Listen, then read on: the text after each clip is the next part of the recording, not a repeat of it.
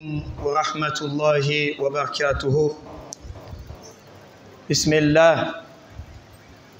إن الحمد لله نحمده ونستعينه ونستغفره ونعوذ بالله من شرور أنفسنا ومن سيئات أعمالنا.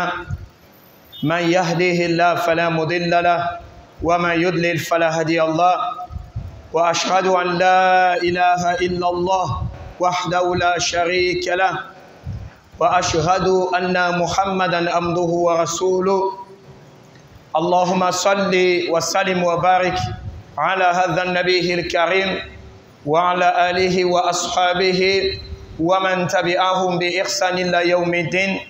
أما بعد فإن أصدق الحديث كتاب الله وخير الهدي هدي محمد صلى الله عليه وسلم وشر الأمور محدثاتها وكل محدثة بدعة وكل بدعة ضلالة وكل ضلالة في النار. ثم أما بعد. Alhamdulillah ya ikhwan. Ce soir, par la permission d'Allah, nous continuons avec l'explication de notre livre Usul Salasa, les trois principes fondamentaux de l'islam, à savoir la connaissance de Dieu, de son prophète et de sa religion avec les preuves.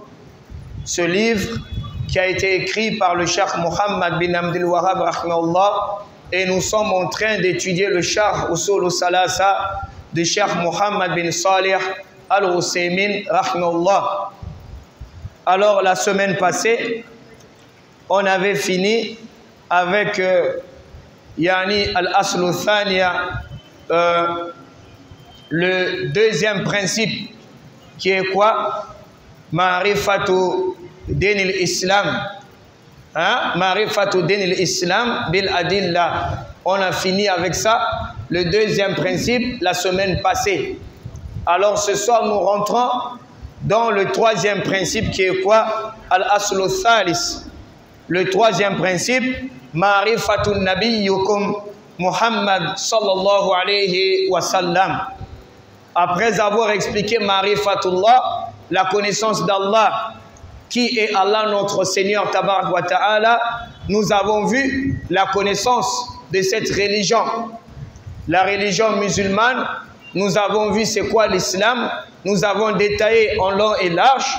Alors, ce soir, bi'iznillah, nous commençons avec quoi? Avec le troisième principe qui est Al-Aslu Thalis, Ma'rifatun Nabiyyukum Muhammad sallallahu alayhi wa sallam, wa huwa Muhammad bin Abdillah bin Abdil Muttalib bin Hashim wa Hashim min Quraysh wa Quraysh min al-Arab wal Arabu min dhuriyati Ismail ibn Ibrahim al-Khalil alayhi wa ala nabiyyina afdalus salatu wassalam.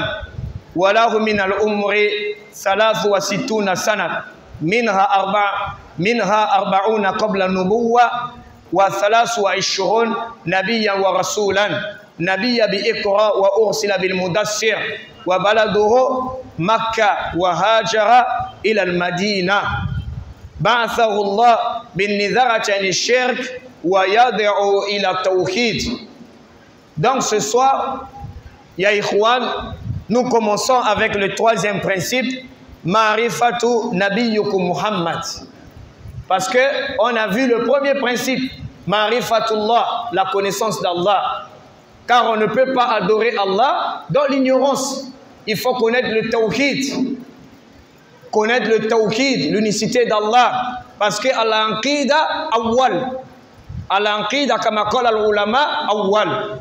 La croyance ou le dogme, c'est la mère des sciences. C'est la première des choses, ya ikhwan. Nous pouvons prier, nous pouvons jeûner, on peut donner la zakat, on peut aller faire le pèlerinage, on peut faire la umrah, nous pouvons mémoriser le Coran, on peut avoir la langue arabe, on peut avoir un bon comportement. Mais la base de toute chose, c'est quoi? C'est l'aqida, le dogme, c'est la croyance. C'est ça qui justifie tout. C'est pourquoi Allah a commencé là-bas.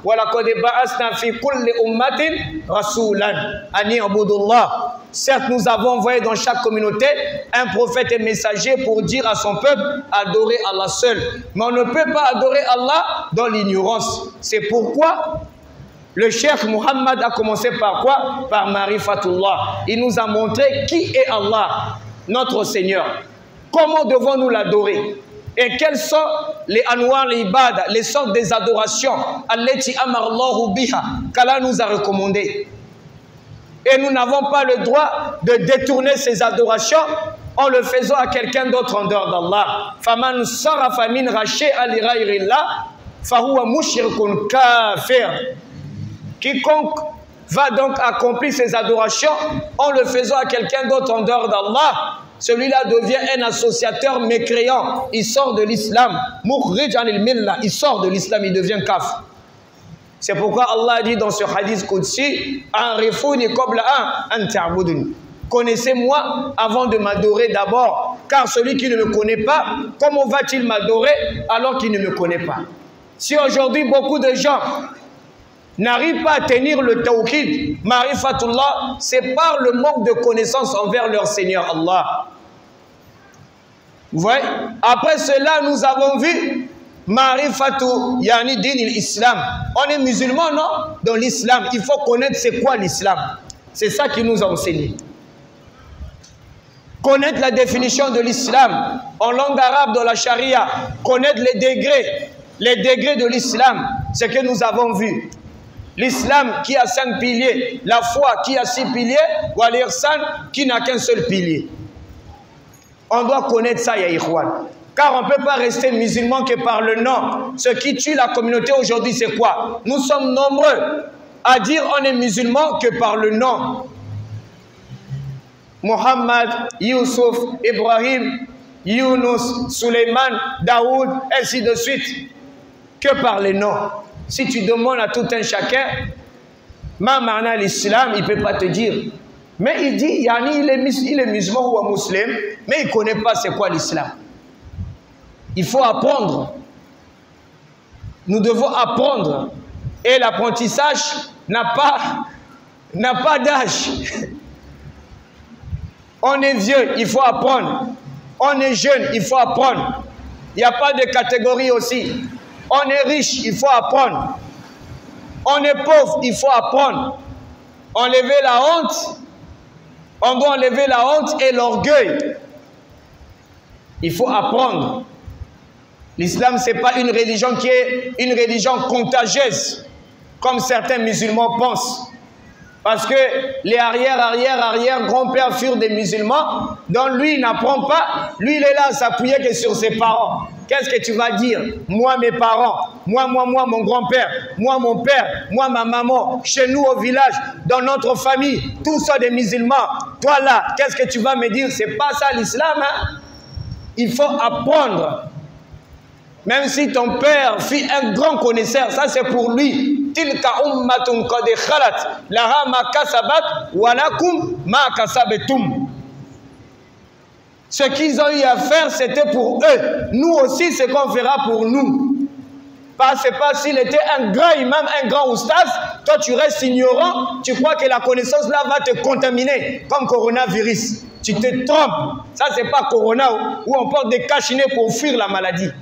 Même si tu restes à côté de lui 2000 ans, tu ne lui poses pas la question c'est quoi l'islam. Tu restes jahil. Sa connaissance c'est pour lui. Tu restes avec ton ignorance. Il faut apprendre. Seydou, mon frère. Il faut apprendre. On doit tous apprendre. Lorsque nous allons apprendre, alors on sera fiers de nous. De nous-mêmes, nous serons fiers de nous-mêmes, mashallah. Il faut apprendre. Les anciens, il faut apprendre. Les nouveaux aussi, il faut apprendre. On ne vient pas seulement à la mosquée parce qu'il faut venir Allahu Akbar. Si on te demande c'est quoi Allahu Akbar, que veut dire Allahu Akbar? Allah là c'est quoi? Veut dire quoi? Que veut dire Allah? Allah c'est qui? Akbar là veut dire quoi? Et pourtant tu as dit Allahu Akbar. Tu lis la sourate al-Fatiha. C'est quoi? Explique-nous. Qu'est-ce que tu dis? Quand tu dis A'oudhu billahi minash shaitanir, ça veut dire quoi? Le doigt l'istiftah. que tu récites, ça veut dire quoi? Quel est le sens de cette invocation? L'Al-Fatiha que tu lis, ça veut dire quoi? Quand tu prononces les invocations de la prière, Tashahhud, ainsi de ça veut dire quoi? Donc on doit apprendre. C'est ce qu'on nous a appris ici dans Yani le deuxième principe.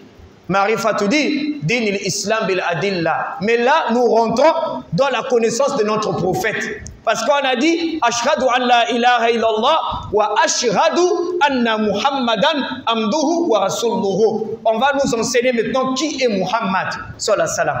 Tu as dit qu'il est messager d'Allah. On te demande qui est ton prophète. Tu dis Muhammad. Maintenant, Muhammad là, il est qui? Le nom de son père, le nom de sa maman. Il est né où et quand? Il est mort où et enterré quand? Il a reçu la révélation à quel âge? Il a vécu pendant combien de temps? Quel est son plus grand miracle? Le plus grand miracle de Muhammad, Allah lui a donné. Quel est son plus grand miracle? Allah l'a envoyé vers qui? Et pourquoi? Et qu'est-ce qu'il nous a transmis? Allahu Akbar. Tout ça là, ici là, on va apprendre avec vous. Inch'Allah. Nous tous on apprend, hein? Bien sûr. Hein? Nous apprenons. On apprend. Même moi qui parle et vous, nous tous nous apprenons. On apprend. Nam? Mais on apprend tout le temps. Dans la ceinture de Rasoul sallallahu alayhi wa sallam, il y avait tout le monde. Il y avait tout le monde dans la ceinture. Il y avait des vieux. Il y avait des jeunes. Des jeunes et les moins encore âgés. En bas là-bas, les minimes là, il y avait tout ce monde. Il y avait des pauvres, il y avait des riches. Il y avait des forts, il y avait des faibles. Il y avait même les femmes qui venaient poser les questions au prophète Mohammed sallallahu alayhi wa sallam au début de l'islam. Elles venaient s'asseoir et poser des questions. Le prophète répondait. Lui-même, il répondait. C'est lorsque les femmes ont commencé à toucher les questions d'intimité. Bien sûr, les comprend ça? Les questions d'intimité qui touchent directement leur intimité dans leur foyer conjugal avec leur mari. Est-ce qu'une femme peut faire ça avec l'homme? Est-ce que si l'homme donne le baiser comme ça à la femme? Ah! Le prophète a dit non. Là, c'est l'intimité. Il s'est gêné un peu. Qu'est-ce qu'il a fait? Il a appelé Aïcha, Ummul Mu'minin, notre maman, Ummi Abdillah. C'est Aïcha qui transmettait et il disait quoi Aïcha? Allez, va expliquer à tes sœurs là-bas. Mais quand il s'agissait des ibadat, c'est lui-même qui répondait directement. Soit là, zakat, tout ça là, ainsi de suite. Il parlait, elle posait des questions, il répondait. Mais quand il s'agit des questions sensibles qui touchent l'intimité entre l'homme et la femme et l'homme, ah non. C'est comme c'est des femmes. Allez, va expliquer à tes sœurs là-bas. Mais sinon, c'est lui-même qui enseignait.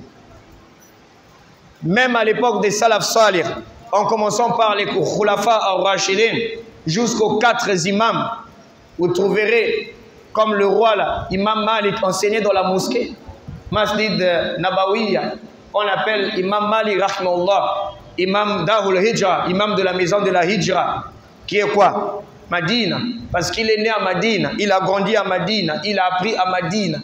Il est mort, enterré où? À Madina, parce qu'il n'était pas sorti. Contrairement à Imam, comment on appelle Imam Shafi, qui était son élève, en même temps, après Allah fait, il est sorti.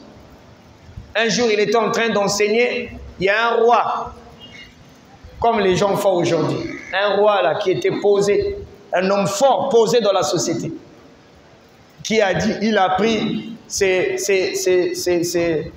gardes. Il les a envoyés, allez-y dire à Imam Malik de faire un programme spécial pour moi. Désormais, qu'il vienne m'enseigner ici dans mon palais. Je veux qu'il vienne me donner les cours sur l'islam. Ils sont venus transmettre. Imam Malik était assis. Et après avoir fini de les écouter, il a dit, j'ai écouté votre message, mais il faut aller dire au roi. Il n'a qu'à déplacer son trône. Là où il est là-bas, s'il venait s'asseoir avec les autres, il n'a qu'à venir s'asseoir avec tout le monde ici. Parce que c'est la connaissance, on va vers elle. Ce n'est pas la connaissance de venir vers vous. Est-ce que vous comprenez? C'est pourquoi beaucoup de ulamas se sont appuyés sur ça. Aussi, vous connaissez qui était Imam Malik. Voilà, le système d'enseigner au privé, là ou non. Moi, je veux seulement en toi et moi. C'est bien, c'est pas mal. Mais Afdal, viens rester avec les autres. Ça donne le courage. Il faut enlever la honte et l'orgueil. Parce que les ulama Mujahid dit quoi? Parmi les élèves d'Abdullah bin Abbas, là, yata'allaman, n'auront jamais la connaissance. Deux sortes de personnes. Ils n'auront jamais la connaissance. Premièrement, al-mustahi, quelqu'un qui a honte, qui se gêne. Il ne connaît rien, mais il a honte de demander. Il n'aura pas la connaissance. Deuxièmement, wal-mustakbir, et un orgueilleux. Déjà à la base, qui se dit, oh mais moi avec ma catégorie là, un grand patron comme moi, un grand vieux comme moi, un doyen comme moi, je vais aller m'asseoir devant un jeune comme ça là, je vais apprendre qu'est-ce que je vais aller faire là-bas, rester au milieu des jeunes comme ça. Celui-là, il ne va rien comprendre de la religion jusqu'à Kiyam. Abdullah bin Abbas a fait ça un jour. Il y avait et plutôt Umar bin Khattab, il y avait les Abdullah bin Abbas, les Anas. Les vieux qui étaient là aimaient toujours écarter les jeunes. Quand ils disent, oh non, c'est là, c'est des jeunes. Pourquoi on se promène avec eux? Faux. Un jour, ils étaient assis avec quelques jeunes. Il a posé la question au doyen. Il a dit qu'il connaît les sabab nuzul, la cause de la descente de la sourate An-Nasr, sourate le secours, Idha ja nasrullahi wal fath. Il a commencé par les doyens. Anta. Oh non, c'est pas ça. Wa anta. Ah, moi je connais pas. Wa anta, il donne rien. Après, il a fait pour montrer que on est jeune, mais tous les jeunes ne sont pas pareils. Il y a des jeunes qui sont brillants. Il y a un parmi les jeunes compagnons de Rasoul Sassam qui était là. Plutôt, c'était Rasoul même. Il a posé la question là-bas. C'était Anas, je crois bien. L'histoire m'échappe, excusez-moi. Il a pris la parole, il a expliqué à l'intérieur. Il a dit c'est parmi. Yani, c'est le chapitre, Allah a décrit les signes de la mort de Rasoul sallam, à quel moment, lorsqu'il y aura la conquête de la Mecque, ainsi que la victoire, les gens vont commencer à rentrer beaucoup dans la religion d'Allah. Alors en ce moment, implore le pardon d'Allah. Car celui-là qui a répondu, il a dit voilà, vous avez vu? C'est un jeune, regardez comment il a répondu. Donc ça veut dire qu'il y a des jeunes aussi qui sont distraits, il y a des jeunes aussi qui ne sont pas distraits, qui sont assidus. Hein? L'histoire là, ça m'échappe un peu, mais en bref, c'est même ça. Qu'Allah nous facilite la bonne compréhension. Donc, al-aslu thalis, nous avons le troisième principe, yani marifatun nabiyyukum Muhammad sallam, la connaissance de votre prophète Muhammad sallam. On a dit wa huwa Muhammad. Lui, son nom, on l'appelait Muhammad. Son nom était Muhammad. Lui-même, le prophète de l'islam, on l'appelle Muhammad, on l'appelait Muhammad. Muhammad bin Abdillah. Muhammad qui était le fils de Abdullah. Son père, on l'appelait Abdullah. Sa maman, on l'appelait Amina. Il est orphelin de père et mère, comme on dit en français. Il a perdu son père alors qu'il était encore dans le ventre de sa maman. Son père est décédé. Il n'a jamais connu son père. Peut-être 6 mois là-bas après sa naissance, sa maman va décéder encore. Kamakol al-Ulama va décéder. Allahu Akbar. Sa maman Amin. Et il a été élevé non seulement par son oncle et son grand-père qui était là, et son oncle aussi, Yani Abu Talib, son grand-père, comment vous l'appelez, Abdel Muttalib, et son oncle paternel qui était là, le grand frère de son père, Abu Talib, le père de Ali. Et la laiteuse principale du messager d'Allah, c'était cette femme qu'on appelait par Halimatou Sa'diya. C'est elle la laiteuse principale qui a laité le Rasoul sallam. Allahu Akbar. Les ulama, ils ont divergé sur la date de naissance de Rasoul sallam. D'autres disent, yani, il est né un lundi 12 Rabi al-Awwal, du 3e mois de notre calendrier lunaire, dans l'année qu'on appelle Amoufil, l'année de l'éléphant. Mais au sujet de cette date, les ulamas ne sont pas unanimes. Ils ont divergé sur la date de la naissance de Rasul. C'est pourquoi il n'y a pas des textes qui ont confirmé authentique la vraie date de sa naissance. Il y a d'autres qui disent qu'il est né dans le mois de Ramadan. Wallahu a'lam. Et les ulamas disent qu'il est mort aussi un lundi 12, Rabi al-Awwal, enterré un mercredi soir dans la maison de sa femme, Aïcha radiallahu anha. Parce que dans la sunna, un prophète, là où il est mort, c'est là où on va l'enterrer comme lui-même Rasul sallam avait dit. C'est pourquoi il a été enterré là-bas. Et au sujet de cette date, les ulamas sont unanimes. Il n'y a pas de khilaf sur la date de sa mort, mais il y a le khilaf sur la date de sa naissance. Et le lundi, quand il est décédé, il y avait khilaf entre les compagnons de la manière qu'on va enterrer le prophète, qu'est-ce qu'il faut faire, tout. Ça a pris lundi, mardi, finalement le mercredi. C'est là où ils sont tombés d'accord. Donc vers l'après-midi, avant la fin du crépuscule, hein, au coucher du soleil, avant le coucher du soleil, c'est là où on va l'enterrer. Allahu Akbar. Donc au sujet de la date de sa naissance, il y a khilaf bain al-ulama. Mais au sujet de la date de la mort, il n'y a pas de khilaf. Et certains ulama disent, yani, on continue, bin Abdillah, son père, donc Muhammad, fils d'Abdillah, Abdillah bin Abdul Muttalib. Abdullah qui était l'un des fils de Abdul Muttalib. Abdul Muttalib, c'est lui le grand-père de Rasul sallam. Et certains ulama disent qu'il avait beaucoup d'enfants. D'autres sont partis pour dire peut-être 7. Et le père de Rasul sallam, Abdullah, il était le dernier, donc le plus jeune des enfants de Abdul Muttalib. Wallahu a'lam. Wallahu ta'ala a'lam. Et parmi les enfants, nous avons Abu Talib, qui est le père de Ali. Ali, le cousin de Rasul sallam. Il est sorti du grand frère. Et le prophète Mohammed est sorti du petit frère. Donc Abdullah et Abu Talib étaient des frères, le grand frère et le petit frère. Le grand frère a mis au monde Ali et le petit frère a mis au monde Mohammed sallallahu alayhi wa sallam.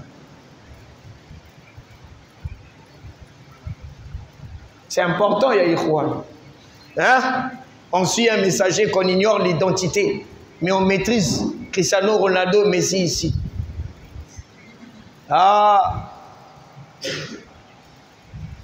On maîtrise les stars de boxe, de basket, de football, de reggae, de tout. Tout ça, on les maîtrise. Mais notre prophète, on ne le connaît pas, sauf par le nom. Qui est ton prophète Muhammad? Qui est Muhammad? Mafi. Les noms de ses épouses. Il avait combien d'épouses? De la première jusqu'à la dernière, citées par ordre. Les enfants.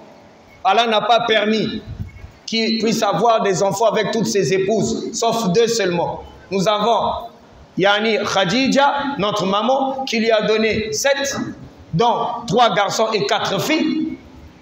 Et nous avons Mariatou Qibtiyya, qui était égyptienne, la mère d'Ibrahim, la maman d'Ibrahim, Mariatou Qibtiyya.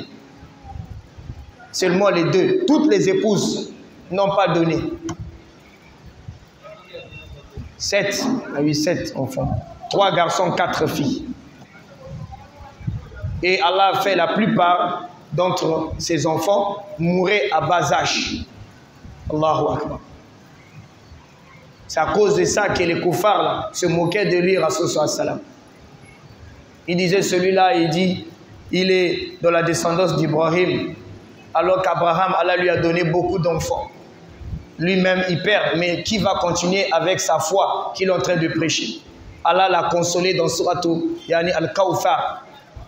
L'abondance, Allah dit quoi? Inna shani akahu al-abtar.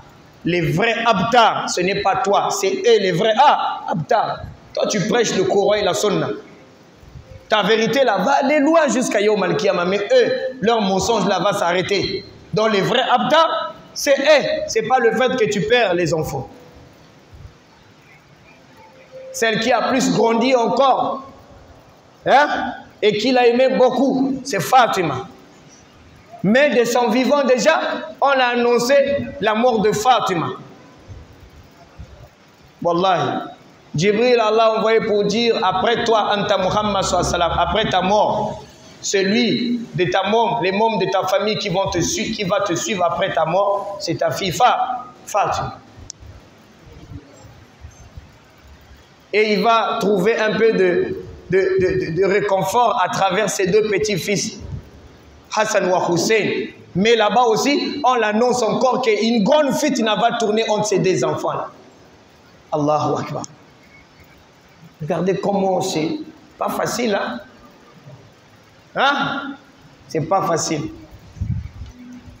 Même notre maman Aïcha, radiallahu anha, Allah n'a pas permis.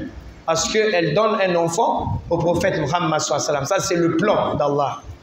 Quand vous lisez dans les hadiths, on dit An Ummil Mu'minin, Ummi Amdillah. La mère d'Amdillah, c'était son surnom. Parmi les surnoms de notre maman Aïcha, on l'appelait comme ça. Ummi Amdillah. Ça ne veut pas dire qu'elle avait un enfant. Que ces deux-là, les ulama ont dit. Khadija et Mariatou Qibtiyya, c'est les deux seulement qui ont donné. Allahu Akbar. Hein, ya ikhwan. Wallahu ta'ala a'lam. Donc, Abdul Muttalib bin Hashim. Abdul Muttalib qui était le fils de Hashim. Wa Hashim min Quraysh. Et Hashim était de la tribu des Quraysh. Parmi les tribus arabes. Et les tribus, la tribu noble. Parmi les tribus arabes, on appelait les Quraysh. Wa Quraysh min al-Arab. Et les Quraysh, comme j'ai dit, font partie des tribus arabes. Wal Arabu min zuriyati Ismaïl. Et les Arabes sont dans la descendance du prophète Ismaïl. Ismaïl qui était Ibn Ibrahim, le premier fils du prophète Ibrahim. Al-Khalil, Ibrahim qui était l'ami intime d'Allah. Il avait deux épouses, Sarah et Agar Hajar. Avec la première, Allah n'a pas permis d'abord. Allah a fait que la deuxième épouse, qui était Hajara, lui a donné son premier fils, Ismaïl. Après quelque temps, la première femme a donné Ishaq, donc le frère d'Ismaïl.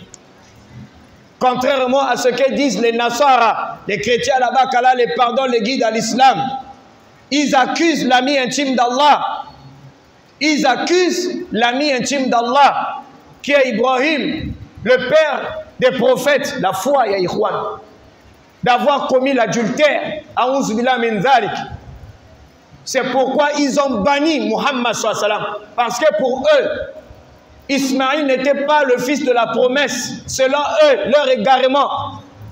Abraham a trompé sa femme. Selon eux, subhanallah. Il est parti avec la femme de Yani, la servante de sa femme. Elle est tombée enceinte. C'est pourquoi, comme l'enfant est venu, selon eux, bien sûr, pas l'islam, parce que ce n'est pas ce que l'islam dit, subhanallah. Donc l'enfant là est considéré comme étant un enfant hors mariage. Donc il ne peut pas être le fils de la promesse. C'est pourquoi tous les enfants qui sont descendus derrière Ismaïl sont bannis jusqu'au prophète Muhammad sallallahu alayhi wa sallam. Regardez comment ils ont balayé l'histoire. Ils oublient même dans leur livre là-bas, c'est mentionné clairement. Même chez nous, on ne touche pas. Chez eux, là-bas, c'est Sarah qui a dit même à Abraham de prendre, pas esclave, servante. Parmi ses servantes, Agar Hajara. Elle avait un bon comportement, d'une bonne moralité, de l'épouser comme deuxième femme, selon leur livre, la Bible, là-bas. Abraham n'a pas tenu compte de ça d'abord, jusqu'à ce que l'Éternel Dieu, selon eux-mêmes là-bas, a confirmé les paroles de Sarah. Pour dire ce que ta femme t'a dit, elle ne t'a pas dit d'elle-même. Prends-la pour seconde épouse. Bon, comment? Et il a épousé. Et selon leur livre là-bas même, regardez hein, comment ils jouent avec la parole. Ils trichent même. Comment voulez-vous un enfant qui ne soit pas un enfant béni? Selon leur livre, quand Hagar a fui la maison, à cause de quelques fitnes, elle est partie. Sur le chemin, elle a rencontré qui? Un ange. Et l'ange là, selon leur livre, c'était Jibril, alayhi salam. Jibril a arrêté. Où vas-tu? Je me suis enfui de la maison. Retourne. Car Dieu a entendu les prières de ton mari. Tu mettras au monde un garçon. Vous donnerez le nom d'Ismaïl, qui veut dire Dieu a entendu ma prière. Quand elle s'est retournée, elle a vu derrière, l'ange là a disparu. Et la Bible de l'œil est partie, selon leur livre. Alors, comment voulez-vous qu'un enfant, selon eux-mêmes, comme ils disent, soit un enfant bâtard ou négligé, non béni, alors que le nom de cet enfant a été donné par qui? Par un ange. Et quel ange? Et l'ami intime d'Allah, Ibrahim, Allah va le laisser aller commettre l'adultère. Regardez. Regardez comment ils sabotent même Allah. Et ils sabotent les prophètes d'Allah. C'est pourquoi c'est des égarés. On les appelle Wala Dalin, c'est des égarés. Ne voyez pas le bruit qu'ils font dans leur maison là-bas. Ils crient, ils chantent, ils font beaucoup de tapage. Ils sont dans l'égarement total. Éclair, Moubin. Wabaïd, Aïdan. Lointain, Wallahi. Comment ça? Voilà kef. Allah, le Tout-Puissant, laissait son ami, qu'il appelait Khalil Rahman, aller tomber dans l'adultère, mais vous ne connaissez pas Allah. Voilà comment, comme ils ont balayé déjà Ismaïl, alors lui, Muhammad, qui vient derrière Ismaïl, on fait quoi de lui? On le balaye. Parce que tout ne commence pas sur Muhammad, tout commence là-bas sur Ismaïl. Si vous ne comprenez pas l'histoire, pourquoi eux-mêmes ils rejettent l'islam? Parce qu'ils ont rejeté Ismaïl. Donc tout ce qui est sorti derrière Ismaïl, pour eux, ne compte pas. C'est des égarés. Est-ce que vous comprenez? Saïdou, c'est qui? Ce sont des égarés. Il ne faut même pas douter. Celui qui doute que c'est des égarés, c'est lui-même qui devient égaré. Parce que nous prenons ce que Allah a dit dans le Coran et le prophète dans la Sunna. Parce qu'ils racontent là-bas, leur charabia a des histoires à faire dormir. Et comme ça, ils veulent mépriser le prophète Muhammad sallallahu alayhi wa sallam. Alors que le prophète a été annoncé dans leur livre même là-bas. Annoncé dans leur livre. Noir sur blanc. Est-ce que c'est clair? Le cheikh a dit, alayhi sur lui, Muhammad sallallahu alayhi wa sallam, sur lui Abraham, j'allais dire, wa ala nabiyina, et sur notre prophète Muhammad sallallahu alayhi wa sallam, yani afdalu salati wa salam. Walahu min al-umri, et il avait comme âge, Rasul sallallahu alayhi wa sallam, salasun wa situna sana, 63 ans. Il avait comme âge 63 ans. Minha, parmi les 63 ans, Arbaouna qabla nubuwa. 40 ans il a passé avant de recevoir la prophétie. Parce qu'il a reçu la prophétie à l'âge de 40 ans. Sur cette montagne-là, dans la grotte, là où il avait vu Djibril, alayhi salam, pour la première fois. À l'âge de 40 ans, il a reçu la révélation. Et il va vivre pendant 23 ans Nabiyan wa Rasulan, en tant que prophète et messager. Nabiya, il est devenu prophète bi Iqra, à travers la sourate Iqra, Al-Alaq, le caillou de sang, ou encore l'adhérence. C'est le tout premier chapitre, la toute première sourate qui fut révélée par Allah. Il ne faut pas voir l'ordre qui est venu dans le Mus'haf, dans le Coran. On a mis Suratul Fatiha, Suratul Baqarah, Al-Imran, Nisa, là. Le premier chapitre qui a été révélé, c'est Suratul Iqra. Lorsqu'il était sur la montagne, dans la grotte, Djibril est apparu à lui dans la forme angélique, la forme des anges qu'Allah l'a créé. Il lui a dit, Iqra, lis.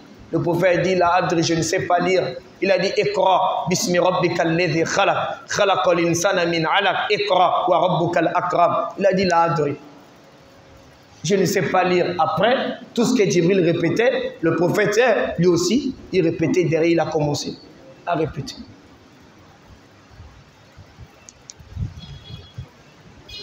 Est-ce que vous comprenez? Hein? C'est le premier chapitre. Après, Allah va révéler, yani, il va devenir wa ursila bil mudassir, et il va devenir messager à travers la souratul Mudassir. Allah va dire, ya ayyuhal mudassir, kum fa'anzir, wa rabbaka fakabbir, wa siyabaka fatahhir, wa rujiza fahjur, wa la tamnun tastaksir, wa li rabbika fasbir.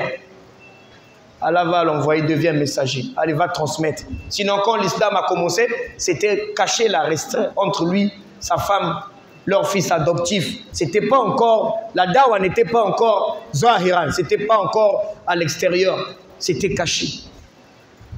Jusqu'à ce qu'Allah lui donne l'ordre maintenant. Ya ayyuhal mudassir, oh toi là, qui te cache sous ton manteau, koum, lève-toi, allez fa'anzir, va mettre les gens en garde. Maintenant avertis l'humanité. En commençant par la mère des cités, qui était quoi? Makka, et le reste de l'humanité. Ils doivent écouter ce message-là, que tu viens de ma part et tu as été envoyé à l'humanité tout entière. Allahu Akbar. C'est pourquoi quand il a quitté la montagne, il tremblait. Il tremblait. Il avait peur. Et à chaque fois qu'il se retournait comme ça, il voyait Djibril, Kamakola Bardoulama. Quand il arrivait dans sa maison, il disait à sa femme Khadija, couvre-moi, couvre-moi. Il expliquait à Khadija.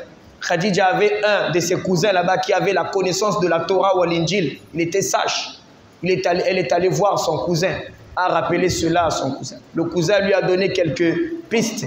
Va là-bas, tu fais ça, ça, ça. Si tu vois que l'esprit là, cette créature est encore là, hein, sache que ton mari a vu un djinn. Mais si l'esprit là, cette créature disparaît, c'est que c'est l'esprit le même, la même créature que Moussa, alayhi salam, avait vu. Donc ton mari, c'est le dernier des prophètes et messagers que Dieu avait promis dans les autres livres. Et Khadija a fait tout ce qu'on lui avait demandé. Quand Djibril est apparu, Rasul Sassam a dit, Khadija, mon ami est encore venu. Elle est venue s'asseoir sur les pieds de Rasoul. Elle a dit, est-ce que tu vois encore? Oh oui, il est là, je le vois. Khadija a retiré le hijab. Dès qu'elle a retiré son voile, Djibril a disparu. Parce que les anges, en dehors des Kiraman, Katibin qui sont là pour écrire, parce qu'ils ne quittent pas avec nous, ils sont là. Leur travail, c'est écrire, les ulama disent. Mais les autres, quand nos femmes là se dévoilent, comme Djibril, il s'est écarté. Il a dit, il est là. Non, je ne le vois plus. Il n'est pas là. Il a dit, ah. Mon cousin là m'a dit, donc c'est toi. Le signe là confirme le prophète qu'Allah avait promis. Donc, c'est toi. Allahu Akbar. Qu'est-ce qu'on va aller chercher là-bas dans les autres livres? Et ils ont caché la vérité. Isa alayhi salam disait, j'ai encore beaucoup de choses à vous dire. J'ai encore beaucoup de choses à vous dire, mais vous ne pouvez le porter en ce net moment. Quand celui-là viendra, ils ont caché celui-là qui? Ils ont caché le nom. Alors qu'Allah dit dans le Coran, wa mubashiran bi rasulin ya'ati min ba'di ismuhu Ahmad. Allah a donné, il savait donner le nom, ismuhu Ahmad. Mais eux, ils ont caché. Quand celui-là viendra, dans d'autres versions, l'esprit de vérité, dans d'autres versions, le consolateur, dans l'autre version, le Shiloh, dans l'autre version, le paraclétos. Quel paraclétos, Shiloh, tout ça, pour faire quoi? Donner le nom. Parce qu'Allah a dit, il s'est donné le nom. Mais il a annoncé, il viendra, il vous enseignera tout, toutes choses. L'école française nous a aidés, non? Il est mis pour qui? Il est mis pour qui? C'est pas pour une personne. Alors, il ne parlera pas de lui-même. Il prendra de ce qui est au Père, c'est-à-dire Dieu. Et ce qui est à moi va vous transmettre des choses à venir. Il brisera le monde par sa justice. Regardez aujourd'hui la loi islamique, comment ça fait trembler les gens. Quand ils écoutent fermeture des bars, des boîtes de nuit, plus de boissons, tout ça là, tout le monde tremble. Mais il y a quoi? C'est la loi, non? D'Allah, non? Pourquoi vous tremblez? Soyons fiers que nous sommes sur la vérité. Il y a des musulmans encore, ils sont baïna baïna. C'est comme si huwa muslim ou kafir, il n'a pas une position. Vendredi à la mosquée, dimanche à l'église, Wakiyanan, il lit le Coran là-bas, il a encore la Bible qu'il lit, tout. Bon, finalement, tu cherches quoi? Ya akhi, inna ad-dina 'inda Allah al-Islam. Wa man yabtaghi ghayra al-Islam dinan fala yuqbala minhu wa huwa fil akhirati min al-khasirin. Al-yawma akmaltu lakum dinakum wa atmamtu alaykum ni'mati wa raditu lakum al-Islam dinan. Cherche quoi? Il est l'heure de la vanne. Hein? Qu'Allah facilite. Allahu Akbar. Et on a dit, wa baladuhu Makka. Et sa ville natale était quoi? La Mecque, ya Ikhwan. Wa hajara, jusqu'à ce qu'il a immigré à cause des persécutions. que les koufars, à l'époque de la révélation, affligeaient aux musulmans, à ses compagnons. D'autres n'arrivaient pas à supporter. Allah l'a demandé de faire quoi? La hijra, de quitter Makkah, d'aller où? Il al-Madina, Madina, qui est devenue la capitale de l'islam. C'est là où Allah va soulever cette religion. Il y a eu deux formes de hijra, comme on verra. La première, le premier groupe avait quitté Makkah. Ils sont partis en Abyssinie, l'actuelle Éthiopie. La délégation était conduite par Ja'far, radiallahu anhu, le cousin de Rasul sallam. Et après, et ceux qui étaient là-bas, et ceux qui étaient restés, Allah les a demandé de faire quoi? De quitter, de descendre où? À Madina. On appelait al-intiqal min baladil khawf ila baladil amn, ou al-intiqal min baladil kufr ila baladil islam. Voilà, ils ont quitté. Ba'athahullah bin nizaratan ash-shirk. Allah l'a envoyé. Ba'athahullah. Allah l'a envoyé, lui, le prophète Muhammad sallallahu alayhi wa sallam. Écoutons très bien. Allah l'a envoyé pour faire quoi? Bin nizarati. Pour mettre en garde les gens. Mettre en garde les gens. An shirk, contre le shirk. Que les gens ne veulent pas écouter aujourd'hui. C'est devenu un sujet tabou. Quand tu touches, tu as des problèmes. Mais Muhammad a prêché quoi? Il a mis les gens, Allah l'a dit, mets les gens en garde contre le shirk. Wa yad'u ila tawhid, et invite-les vers le tawhid. Prêche le tawhid, mets-les en garde contre le shirk. Qu'ils arrêtent d'adorer le soleil, ni la lune, ni les étoiles. Qu'ils arrêtent d'adorer les djinns, qu'ils arrêtent d'invoquer les anges, de ne pas adorer les prophètes, les messagers d'Allah, les envoyés de Dieu, les hommes vertueux, qu'ils n'adorent pas les statuettes, ne se prosternent pas devant du bois, ni les images, qu'ils ne fréquentent pas les maisons des charlatans, des marabouts, des féticheurs, des magiciens, tous ceux qui sont dans le monde des gris-gris. Mets-les en garde contre ça. Aujourd'hui, quand tu touches ça, c'est un problème. Mais est-ce que toi tu es musulman ou bien qui? Le prophète est venu pourquoi? C'est ce que nous devons faire. Il ne faut pas craindre quelqu'un. Les imams, pendant les khutbahs, il faut pulvériser. La communauté est malade, la communauté est sale. Il y a beaucoup de musulmans, vous les voyez que par la forme. Avec des bagues magiques, des portefeuilles magiques, des gris-gris portés sur tout le corps, des câbles. Quand tu retires sa soutane, c'est comme des chargeurs de PMK. Partout, chargez-moi, chargez-moi. Tu fais quoi avec ça sur ton corps? Tu dis Yaka na'budu wa Yaka nasta'in. C'est toi-même qui dis Allah, toi seul j'adore, vers toi seul je demande de l'aide. Mais quand tu as des problèmes, tu te lèves la nuit, tu commences à invoquer un djinn. Qu'est-ce que les djinns là viennent chercher là-bas? Wa ma khalaqtul jinna wal insa illa liya'budun. Bourré des amulettes dans des maisons. Il y a d'autres qui ont mis sur les portes, d'autres sur les fenêtres, d'autres même dans les boutiques. Des amulettes, des papiers pélir que le marabout l'a donné, il a écrit des versets coraniques, il a fait beaucoup de grimaces attachées dans un morceau de tissu noir, il a fait passer le fil, il a enveloppé beaucoup de toits. Ça c'est pour anti-balle, anti-protection, ça c'est pour attirer les clients, ça c'est pour la chance, ça c'est pour les femmes, ça c'est il est allé. Maintenant comme tout le monde voit partout, il se cache ça derrière les calendriers, ou la photo même j'ai vu l'autre d'une boutique photo chef de l'État derrière. Je suis venu m'adosser, je fais comme ça, je vois, chargement. Il a mis ça derrière. Je dis ça là, il faut enlever. Man ta'allaka tamimatan, faqad ashraka wa faqad kafar. Il faut enlever tout. Il a caché ça derrière. Donc tu vois la photo de son éminence, son excellence. J'ai dit, ah, machallah, excellence propre. Je vais m'adosser contre les chaises. Je suis là, un peu par curiosité, je vois comme ça. Mais le gars là, ça fait quoi ici? Allah l'a envoyé dans les groupes de WhatsApp, les ulama, nos prédicateurs, nos chiours, nos mashayikh. Toi, Allah a donné le Coran et la Sunna. Vous qui gérez les groupes de WhatsApp, qui gérez les groupes dans les réseaux sociaux, ne laissez pas là-bas pour seulement faire les matalana. Tu prends une photo, crac. Ah, on te filme la craque, tu fais comme ça, on n'a pas besoin de ça, il faut pulvériser, faites des prêches bien calibrées, envoyez, la communauté est malade, on ne pourra jamais convaincre les Yahoud et les Nassara d'embrasser l'islam si nous-mêmes, on n'arrange pas notre foi. C'est lorsque notre foi sera juste, eux, ils vont venir.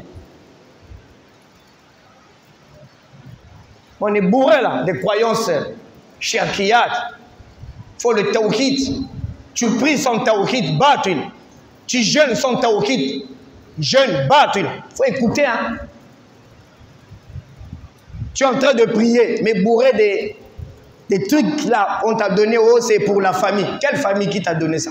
Pour garder, protéger la famille. C'est toi qui protèges ou bien Allah qui protège?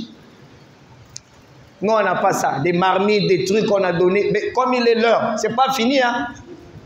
Parce que vendredi, on va rester là. On va rester là. On va écouter, Allah lui-même va parler. C'est pas moi. On va laisser Allah parler pour qu'on écoute. Nous, on explique seulement.